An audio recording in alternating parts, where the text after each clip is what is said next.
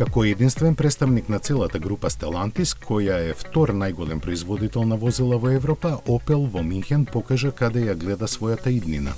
Иако е наречен експериментал, концептот задолжен за тоа јасно става до знаење дека ќе нема експерименти со насоката по која ќе се движи марката.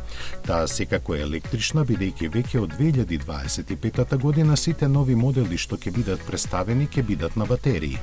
Концептот импресионира со своите пропорции, високо ефикасното користење на просторот и најсовремените технологии на осветлување, вклучувајќи ја за прв пат и молњата. Дизајнот е јасен и едноставен, фокусиран на битните работи. Користењето по големи стаклени површини е во согласност со предводничкиот дух и начинот на размислување што преовладува во Руселскај. Последната Opel Vizor 4D маска вклучува сензори, лидар, радар и камери. Според надворешните димензии, концептот припаѓа на компактниот C-сегмент, а внатрешноста е споредлива со актуелната понуда од D-сегментот. Управувачот се преклопува кога нема да се употребува, а прилагодливите седишта имаат лесна, но издржлива структура со 3D мрежеста ткаенина.